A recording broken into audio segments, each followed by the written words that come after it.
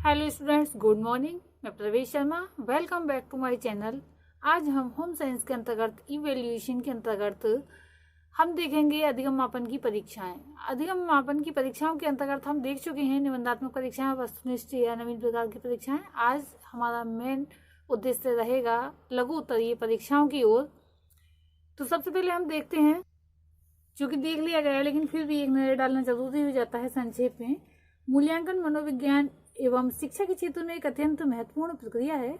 मूल्यांकन से ये मालूम होता है कि व्यक्ति कितना किस विषय में जानता है, शिक्षक को अपनी कक्षा में कितनी सफलता मिली है, शिक्षक को किन शिक्षण विधियों का प्रयोग करना चाहिए, अपने शिक्षण को किस प्रकार से छात्रों के स्तर पर समायोजित किया जाना चाहिए। इस प्रकार के प्रश्नों का उत्तर प्राप्त करके शिक्षक अपने शिक्षण को अधिक प्रभाव उत्पादक बना सकता है। इवैल्यूएशन का इसीलिए बहुत ज्यादा महत्व है,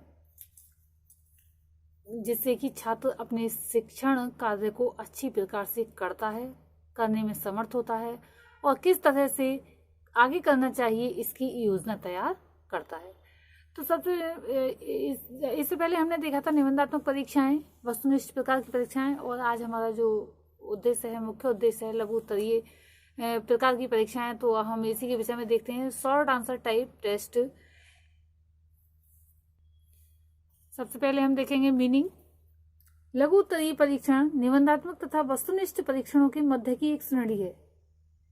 इसमें प्रत्येक प्रश्न का उत्तर संक्षेप यानी कि शॉर्ट में लिखना पड़ता है। इन परीक्षणों में कभी कभी शब्दों की संख्या बांध दी जाती है, जैसे निम्न प्रश्नों के उत्तर अधिक से अधिक या फिर इतने यानी कि 200-300 शब्दों में दीजिए। जब बांध दी जाती है तो छात्र के लिए एक निश्चित सीमा के अंदर ही उत्तर देना होता है।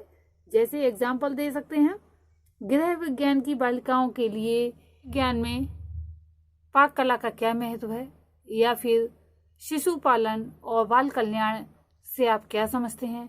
इस प्रकार के प्रश्न पूछ लिए जाते हैं और ऊपर नोट कर दिया जाता है कि अधिक से अधिक 200 शब्दों में उत्तर दीजिए। अन्य विषयों में हो सकते हैं, शैक्षिक तकनीकी की परिभाषा अपने शब्दों में दो दीजिए। हार्डवेयर अप्रोच से आप क्या समझते हैं, अपना उत्तर अधिकतम 100 शब्दों में दीजिए। या फिर संक्षेप में जीमूत वाहन की कहानी लिखिए। या दूसरे क्वेश्चन हो सकते हैं विषय के अनुसार। अब हम देखेंगे क्लासिफिकेशन और शॉर्ट आंसर टाइप क्वेश्चंस। इसको दो वर्गों में बांटा जाता है, लघु उत्तरीय प्रश्न और अति लघु उत्तरीय प्रश्न। अब इसके एक एक करके एग्जाम्पल देखेंगे। सबसे पहले हम देखेंगे लघु उत्तरीय प्रश्नों के एग्जाम्पल्स। जैसे निम्न चीजें किन सामान्य वस्तुओं से मिलती हैं, फिर उसके बाद वस्तुएं लिख दी जाती हैं, रेशम, मोती, लाख, शहद, मोम। अब इनके जो है उत्तर छात्रों को देने होते हैं। किसी भी चीज को निर्जीव कहने के लिए आप कौन से 4 मुख्य तर्क देंगे। क्या होगा यदि मेढक की जीभ काट दी जाए, इस टाइप के प्रश्न होते हैं। उसका मुंह 2 घंटे तक खुला रखा जाए, किसका, मेढक का। उसके मैगजली दांत निकाल दिए जाएं, उसके पैरों की झिल्लियां काट दी जाएं। या फिर यदि कोई व्यक्ति पानी में डूब जाता है तो किस प्रकार से उपचार करेंगे। तिकोनी पट्टियां किस प्रकार से तैयार की जाती हैं, या इनकी क्या आवश्यकता पड़ती है। या फिर भोजन पकाने की कौन कौन सी विधियां हैं, भोजन परोसने की कौन कौन सी विधियां हैं। इस तरह के प्रश्न लघु उत्तरीय प्रश्नों के अंतर्गत आते हैं। अब हम देखेंगे अति लघु उत्तरीय प्रश्न। इसके एग्जाम्पल मैं बताती हूँ आपके लिए।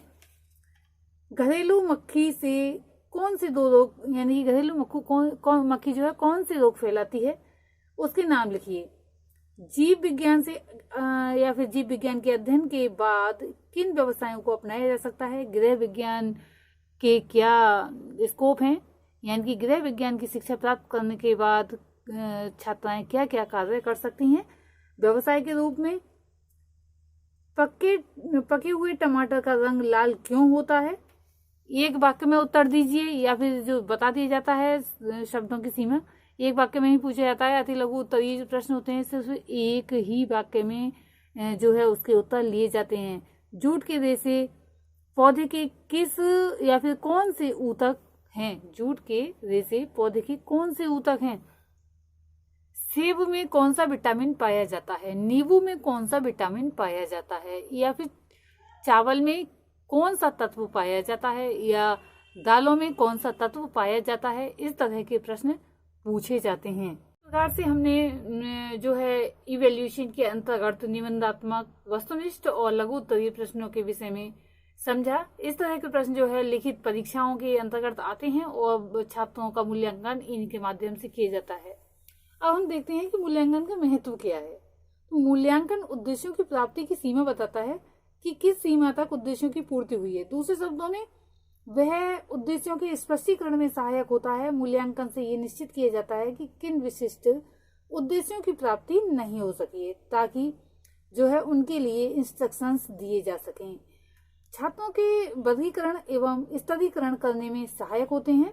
इनसे शिक्षण विधियों, प्रविधियों आदि की उपयोगिता, विशेषता तथा कमजोरी ज्ञात की जा सकती है।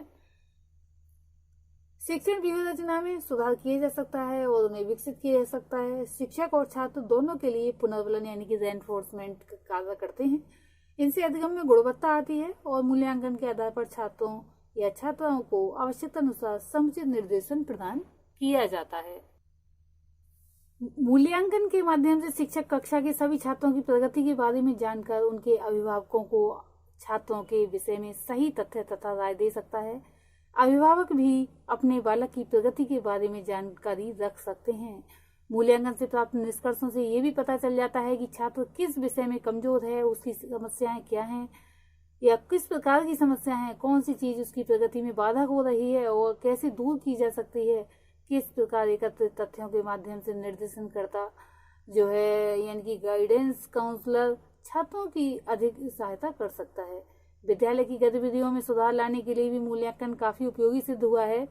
पाठ्यक्रम निर्माण या फिर उपयुक्त परीक्षा प्रणाली, व्यक्तिगत निर्देशन तथा सहगामी क्रियाओं आदि को उपयुक्त योजना बनाने में मूल्यांकन सुदृढ़ पृष्ठभूमि प्रदान कर उनमें अपेक्षित सुधार लाने के लिए प्रेरणा प्रदान कर रहा है। कभी कभी होता क्या है कि मापन और मूल्यांकन को एक ही समझ लिया जाता है।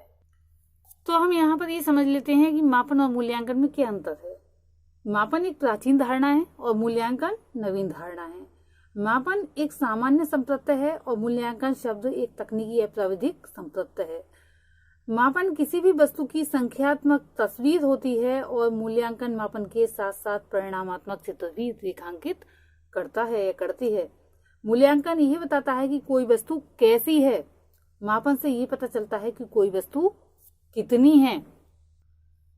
मूल्यांकन का क्षेत्र बहुत अधिक विस्तृत है, मापन का क्षेत्र संकुचित है। मूल्यांकन में अधिक जोर इस बात पर दिया जाता है कि उद्देश्यों की प्राप्ति किस स्तर तक हुई है, और मापन में जांच किसी उद्देश्य के आधार पर नहीं होती। जांच के परिणाम संख्या, औसत तथा प्रतिशत आदि में व्यक्त किए जाते हैं।